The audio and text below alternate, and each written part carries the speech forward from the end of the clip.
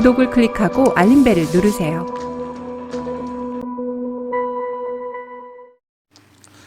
아산TV 특별기획으로 태국 푸켓 여행을 소개해드립니다. 먼저 구독 및 좋아요 눌러주세요. 자, 그럼 푸켓 여행 한번 떠나볼까요? 저희가 오늘 어디를 가죠? 네, 저희가 지금 가는 곳이 어디예요? 팡아만을 가고 있습니다. 오늘은 저희가 팡아 일정이에요. 팡아.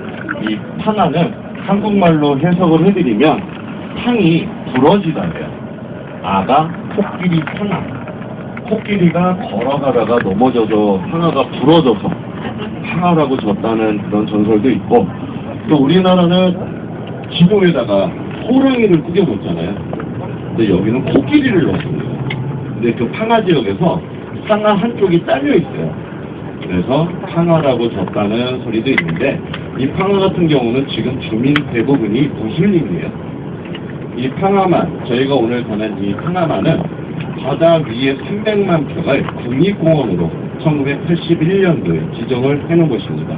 그래서 뭐 중국의 장각에 베트남의 하롱베이 갔다 오신 분들은 비슷하네 이렇게 생각들을 하시고 그렇게들 말씀들을 하시는데, 석회암으로 이루어진 섬이 280여 개가 그 300만 평 위에 훌쩍 솟아 올라 있어요. 지각 변동에 의해서 땅이 솟아오르는 거죠. 근데 섬들이 굉장히 웅장합니다. 뭐 하롱베이처럼 얇은 거 몇 개 서 있고 그런 데가 아니라 굉장히 웅장한 곳에서 저기 사람 안 살아요 할 정도로 굉장히 섬들이 웅장하고, 가셔가지고 유심히 보신 분들은 질문들을 하시는데, 그 섬들이 다 석회암으로 이루어져 있어요. 석회로. 흙이 하나도 없어요. 그런데 섬 전체가 풀하고 나무로 꽉 차 있습니다. 이 뿌리들이 석회를 뚫고 들어가서, 석회 같은 경우는 비가 내리면 우리 석회 그 불을 따라서 투영 내려가서 보이는 부분이 있어요. 거기까지 뿌리가 들어가서 물을 먹고 자라고요. 저희가 롱테일 보트를 딱 타고 스타트를 하게 되면은 한 15분 정도는 양쪽으로 맹글로브 나무, 저희는 맹글로브 숲이라고 그러는데 맹글로브 나무가 양쪽으로 쫙 있어요. 이 맹글로브 나무는 뿌리가 육지 위로, 지상 위로 올라와 있는 나무로 유명하죠. 그래서 이 팡아 같은 경우는 가서 나무를 보시면 뭐가 이렇게 뿌리들이 위로 올라와 있어요. 밑에도 박혀 있지만. 그래서 맹글로브 숲을 지나서 이 300만 평 위에 석회암으로 이루어진 곳을 저희가 오늘 세 군데를 들리세요. 첫 번째로 수상가옥에서 점심 식사 하시고, 이제 바다동굴 가셔가지고 시카노를 타시는데, 이 시카노라는 거는 조그만 카누 아시죠? 그거를 타고 동굴을 들어가는데 동굴이 껌껌하지가 않아요. 크네요. 이 파도 위에서, 바람에 의해서 이 동굴 안이 만들어진 조각 같은 거를 보러 들어가시는 거예요. 시간은 약 30분에서 40분을 타시는데 어떤 분은 25분 만에 와요. 왜 나는 조금 타? 말씀하시는데 이유는 명확합니다. 노를 저어주는 사람이 같이 탑니다. 그 노 저어주는 사람이 힘이 좋으면 빨리 갈 수밖에 없어요. 힘이 좀 약하다, 천천히 가실 수밖에 없어요. 똑같은 코스를 구경하시면서 사진을 찍고 오시는 건데요. 그 노 저어주는 친구들이 사진 다 찍어드립니다. 다 뭐 한국말로 몇 마디씩 해요. 근데 그 친구들이 물이 찼을 때 이 천정이 낮아지잖아요. 물이 차니까, 배는 뜨니까. 그럴 때 한국말을 해요. 어떤 친구는 엎드리세요, 숙이세요.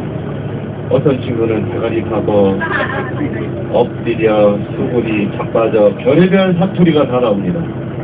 한국 분들이 다 알려드린 거예요. 그러니까 어떻게 얘기하든 다 숙이니까, 아, 이게 숙이는 거구나, 이렇게 이해를 하고 쓰는 말이니까 기분 나빠하지 마시고요. 그래서 한가에는 2분씩 타실 수가 있어요. 2분씩. 거기서 노를 져준 사람한테 다 타고 내리실 때 팁이 발생을 합니다. 팁은 일괄적으로, 우리 한국 투어는, 이 푸켓의 한국 투어는 전체적으로 일괄적으로 액수를 정해놨어요. 누구는 많이 주고 누구는 조금 주고, 조금 받는 사람이 막 따라와요. 기분 나쁘기도, 자기도 열심히 일했는데 사진도 찍어주고 꽃도 만들어주고 막 나뭇잎 하트로 오려하고 사진도 찍어주고 그랬는데, 그래서 팁은 일괄적으로 1인당이 아니라 한 배당이에요. 한 배당. 혼자 타시던 2분이 타시던 팁은 똑같습니다. 왜? 혼자 타셔도 노 젓는 친구 한 명 타고요, 둘이 타셔도 노 젓는 친구 한 명이 탑니다. 그래서 달러로는 $1. 근데 이 제임스 본드 섬은 섬 이름이 원래 제임스 본드가 아니에요. 원래 타오핑칸이라는 섬이름을 가지고 있는데 1973년도부터 촬영을 했죠. 74년도에 개봉을 한 아마 보신 분들 계실 거예요. 우리 사장님들, 사모님들 007 시리즈 3탄 황금총을 가진 사나이 난쟁이 악당이 그 동굴에서 bomb 만들어 놓고 레이저로 섬 하나 폭파시키는 엔딩 장면에서 그 영화의 70%를 그 제임스 본드라는 섬 타오핑칸에서 촬영을 했습니다. 그래서 그 섬에 가셔서 그 촬영한 장소를 보시고 거기서 또 사진을 찍고 그리고 다시 저희가 배를 타신 그 항구로 다시 오셔서 거기서 이제 다시 푸켓으로 돌아오실 거예요. 푸켓으로 오시다가 중간에 이제 열대 과일 5종 세트 과일 다 깎아서 예쁘게 접시에 담아서 시원한 에어컨이 나오는 데서 과일을 드실 겁니다. 거기서 과일을 드시고 오늘 저녁 식사가 이 동남아에서 가장 맛있다는 주식인 돼지고기 삼겹살입니다. 삼겹살을 드시고 마지막 일정이 원래 저희가 삼겹살이었는데 삼겹살 드시면서 약주들을 한 잔 생각나실 텐데 비행기 타시기 전에 약주 못 드시잖아요. 못하게 하면 어떻게 해요 직원들이. 그래서 어저께 저희 사모님께서 약주들을 드실 것 같으니까 첫날 저녁하고 마지막 날 저녁을 바꾸자 해가지고 오늘 삼겹살을 마지막 날 일정을 오늘 드시고 오늘 일정 저녁을 다시는 날 저녁에 드시게 될 겁니다. 그래서 삼겹살을 드시고 오늘 빠통으로 넘어오셔서 빠통의 또 밤거리를 잠깐 구경하시고 그리고 호텔로 들어가시는 일정이 되겠습니다. 그렇게 해서 오늘 호텔에 들어가시게 되면은 뭐 삼겹살집에서 얼마만큼 드실지 모르겠지만 평균적으로 제가 볼 때는 한 9시에서 9시 반 정도 그 정도의 호텔을 들어가시게 될 것 같아요. 그래서 오늘 일정 중에 다니시다가 어디 몸이 불편하시거나 어디가 좀 아프시다 그러시면 저한테 꼭 말씀해 주세요. 참지 마시고 제가 웬만한 비상약은 다 가지고 다니니까 어디가 불편하시거나 아프시면 꼭 말씀해 주세요. 참지 마세요. 아프신 거 놀러 오셔갖고 아프시면 괜찮아요. 모든 게 다 안 예뻐 보이고 모든 게 하기 싫어져요. 근데 오늘 투어 중에 제가 몇 가지 정보 말씀드릴게요. 저희가 여행지에 가면은 중국 분들, 인도 분들을 많이 만나요. 어느 여행지든. 근데 그분들 때문에 기분 상해하지 마세요. 저희가 사진 찍고 있는데 중간에 와서 막 이러고 먼저 찍고 막 밥 먹는데 옆에서 시끄럽게 떠들고 그냥 매너 없이 예의 없이 행동을 하더라도 일부러 그러는 게 아니에요. 그 나라의 교육 수준이 나오는 거예요. 교육 수준이. 못 배운 거예요. 저희가 그러잖아요. 어르신들이, 어린애들이 조금 버릇없으면 아예 못 빼먹는다. 그러잖아요. 못 배운 거예요. 나가서 어떻게 해야지 사람들이 기분이 나쁜지, 배려를 해야 되는지, 이런 거를 모르기 때문에 그렇게 하는 거지, 일부러 그러는 사람은 없습니다. 저희가 점심 식사장으로 이동을 하시는데, 이 점심 식사장은 저희가 TV에서 보던 그런 뭐 수상가옥하면 배 위의 마을이 아니라, 이 파가마는 우리나라 서해안하고 비슷해서 조수간만의 차가 굉장히 심한 곳입니다. 물이 빠지면 바다 한복판에도 모래가 올라와 있어요. 쑥 빠집니다. 그 물이 빠졌을 때 바다 이 뻘에다가 기둥을 갖고 위에다가 마을을 형성해 놓은 곳이에요. 그 마을에는 학교도 있고 성당, 우리가 말하는 사원이라 그러죠. 이슬람 사원도 있고 마을도 있고 저희가 오늘 식사를 하시는 식당이 쫙 만들어져 있습니다. 그래서 점심 식사를 하시는데 거기 무슬림이라고 제가 그때 말씀드렸죠? 술하고 돼지고기가 안 되는. 지금 물 안 가지고 타셨어요? 네. 물부터 드리겠습니다. 그러니까 저희가 마음을 원래 그래. 그리고 한번 웃어주세요. 왜 이래 걔네들? 이렇게 하는 순간 여행까지 즐겁지가 않으세요. 그냥 너그러운 마음으로, 넓은 마음으로 아유 걔네들 원래 저래. 이렇게 한번 웃어주시면 저희가 좋아요. 스트레스 안 받으시고 3박 5일 여행 내내 그냥 한 번씩 씩 웃어주세요. 그 사람들 민망하게. 그 사람이 왜 웃지? 우리는 관대한 사람이야. 한 번씩 웃어주세요. 원래 온영 사람이 마음이 넓어요. 예, 알겠습니다. 옆 동네는 안 될까요? 예, 옆 동네는 안 될까요? 어떻게 같이 묻어가는 걸로. 그래서 저희가 지금 탕화 올라가시는데 이제 탕화에 대해서 설명은 거기 가서 또 해드릴 거지만 지금 여기 이제 다니시면서 이 푸켓을 와보신 분도 계시겠지만 방콕은 다녀오셨는데 푸켓이 처음이신 분들도 계실 거예요.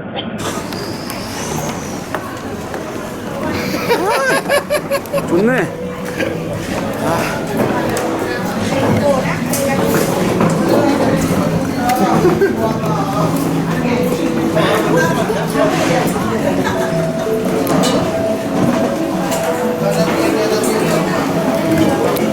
아이고, 푸짐하네.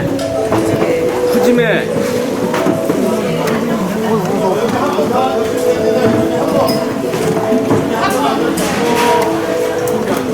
푸짐하네, 푸짐해.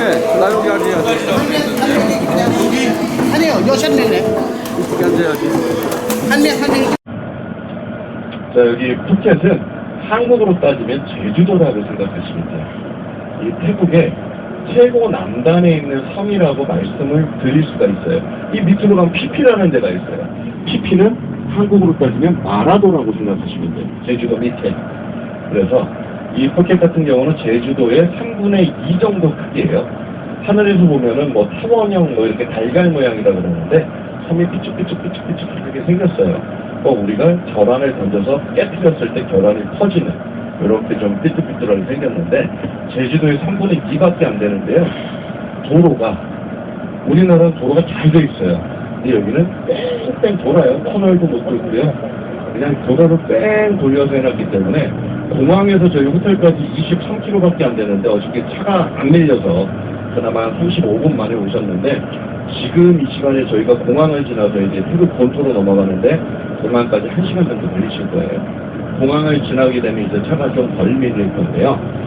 여기에서 지금 저희가 올라가는 곳은 푸켓 섬이 아니라 하나는 태국 본토예요. 근데 푸켓하고 태국 본토하고 사라신이라는 다리로 연결이 되어 있습니다. 근데 그 사라신 다리가 길이가 770m 정도밖에 안 됩니다. 한강다리보다도 짧아요. 한강이 보통 1km, 1.3km, 긴 거는 1.7km까지도 나오는데 한강다리보다도 짧은 데를 바다로 건너가게 됩니다. 그런데 태국 전체에서 이 푸켓이 물가가 가장 비싼 곳이기도 해요. 우리나라 제주도 물가 비싸죠? 여기는 푸켓 섬 안에는요, 공장도 없고요, 농장도 없어요. 100% 다 관광 수입입니다. 이 관광 수입으로 태국 전체 78개 현 중에 1인당 1년의 연소득이 가장 높은 곳입니다. 방콕이 지금 10,000불 넘어갔습니다.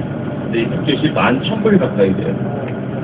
굉장히 여기는 관광객이 많은 곳인데 인구로 따져보면은 이 푸켓에 상주하는 인구는 30만 밖에 안 돼요. 근데 유동 인구가 250만에서 300만. 상시 여기가 300만 이상의 사람들이 왔다 갔다 하는 곳이기도 합니다. 어저께 공항에서 뭐 새벽에 오셔갖고 사람 별로 못 보셨을 텐데 24시간 비행기가 떴다 앉았다 하는 곳이 푸켓이에요. 근데 공항 활주로가 짧아서 어저께 타고 오신 비행기가 가장 큰 비행기가 착륙할 수 있는 푸켓이에요. 안 그래도 뭐 방콕처럼 A380 한 번에 사람 많이 실어갖고 오겠죠. 근데 여기는 활주로가 짧아요. 그래서 어저께 타고 오신 비행기 기준이 이 푸켓에 내릴 수 있는 가장 큰 비행기를 타고 오셔서 여기는 다른 데 갈 때보다 비행기가 작네 하시는 분들 계셨을 텐데 그 비행기가 작은 이유는 사람이 안 타서가 아니라 활주로가 짧아서 가장 큰 비행기를 타고 오신 겁니다. 근데 그 활주로를 넓힐 수가 없대요. 바닷가 바로 옆에다 활주로를 만들어 놓고 이 바람이라든가 이런 영향 때문에 어떻게 바다를 메꿀 수가 없고 여기는 자연을 훼손을 하면 큰일 나는 곳으로 알고 있기 때문에 절대 자연을 건드리지 않아요. 그래서 이 푸켓은 한국의 제주도라고 생각하시면 되고요. 그 바깥에 보셨더니 자동차들이 다 일본 차. 가끔 가다가 이제 유러피안차가 좀 보이세요. 또 가끔 가다가 어쩌다 한번 한국의 한국차 하루에 한두 대 정도 보실 거예요. 스타렉스. 근데 가격이에요. 가격. 차량 가격 때문에. 그런데 중요한 거는 왜 일본 차가 쌀까요? 이렇게도 여쭤보시는데 이제 역사적으로 올라가겠습니다. 저 욕하는 거 아니에요. 지금 여기 왕이, 여기는 우리나라 조선시대하고 똑같습니다. 지금 왕이요, 라마 10세예요. 라마 10세. 저 욕하는 거 아니고요. 10번째 왕이라는 거예요, 라마가에. 라마 10세. 근데 돌아가신 라마 9세는 다 아실 거예요.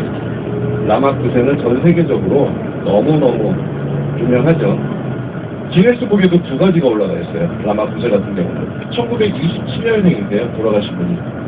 그런데 3년 전에 오하니까 돌아가셨어요. 예, 그때 3년 전에 올해 그래서 탈상했어요. 1927년생이신데 19살에 왕위에 오르셨어요. 93살까지 사셨어요. 72년을 왕을 하셨어요, 만으로. 태국 사람들 평균 수명이 60년이에요. 여기 환갑잔치를 2박 3일을 해요. 그런데 왕은 93살까지. 왕위에 올라 계신 게 72년, 만으로. 기네스북에 올라있죠. 한 사람이 한 나라를 가장 오래 통치하신 거예요. 근데 남아 9세 이전에는 우리나라뿐이었어요. 한 사람이 한 나라를 가장 오래 통치한 사람으로 우리나라 사람이 올라가 있었어요. 누구였을까요? 네, 제가 그 다음 나오지 않았어요, 사람들이. 우리나라 사람인데 50여 년을 하셨어요. 조선시대. 영조대왕이 50여 년을 했어요. 기네스북에 올라가 있었는데 갑자기 여기 라마 9세가 70여 년을 했어요. 그래서 기네스북에 1등이 갈아치워졌죠. 그런데 여기 일본차가 많은데 왜 갑자기 라마 10세, 9세가 나오냐? 라마 4세로 올라갑니다. 라마 4세 때 지금은 미얀마라는 국호를 쓰고 있지만 그 전에는 버마였어요. 버마. 근데 이 버마가 미얀마로 나라 이름을 바꾼 이유가 우리나라 아웅산 폭발 테러 사건 때 국회의원 많이 돌아가셨죠. 그때 정말 너무 수치스럽다 그래서 국호까지 바꿨어요, 미얀마로. 근데 지금 수치 여사가 총리가 됐어요, 감옥에 있다가. 근데 그분이 다시 지금 버마로 바꾸겠다고 추진 중인데, 이 라마 4세 때 이 버마하고 200년 동안 전쟁을 합니다. 이 태국은 동남아에서 유일하게 식민지 생활을 한 번도 해보지 않은 나라이기도 하지만 전쟁은 굉장히 오랫동안 한 나라예요. 라마 4세 때 200년 동안 전쟁을 하면서 라마 4세에 왕자 3명이 있었는데 전쟁 중에도 전 세계에서 똑똑하다는 교수님들을 다 초빙해서 상실에서 교육을 시킵니다. 근데 라마 5세 왕이 되신 분이 영국의 대학교 여자 교수님한테 교육을 받으신 분이에요. 근데 라마 5세가 왕이 되자마자 영국의 정치라든가 문화, 경제, 심지어 먹는 것까지 영국 걸 다 받아들입니다. 영국 거를 다 받아들이니까 자연스럽게 핸들이 오른쪽에 있는 자동차가 영국에서 넘어왔을 때 자연스럽게 오른쪽에 있는 핸들이 자동차가 넘어왔는데, 중요한 거는 전 세계적으로 우리나라는 핸들이 왼쪽에 있지만 오른쪽에 핸들이 있는 나라가 전 세계의 70%가 넘어가요. 우리나라가 왼쪽에 있다고 왼쪽이 당연하다고 저희는 생각할 수밖에 없는데 원래는 오른쪽에 있는 게 맞아요. 그거를 서구시대 쪽으로 올라가시게 되면 왜 오른쪽에다 핸들을 만들었을까? 우리가 미국 영화, 서구시대 영화 많이 보시죠? 마차를 타고 다니잖아요. 그 마법 위치가 어느 쪽에 있었을까요? 관심 있게 보신 분들은 아실 텐데 오른쪽에 있습니다. 왜? 그 당시에는 우리나라에서 산적, 해적이라고 하지만 약탈자들이 굉장히 많았어요. 그래서 마부 역할이 말도 몰고 정오까지 해야 돼요. 근데 왼쪽에 있으면 오른쪽으로 채찍을 잡아야 되잖아요. 그럼 왼손으로 총을 못 쏘잖아요. 왼손잡이 빼고는. 대부분이 오른손잡이인데. 그래서 오른쪽에 있으면서 왼손으로 말 고삐를 잡고 오른손에 총을 들고 정오를 하기 위해서 핸들이 오른쪽에 마차하고 똑같이 자동차도 만드는 거죠.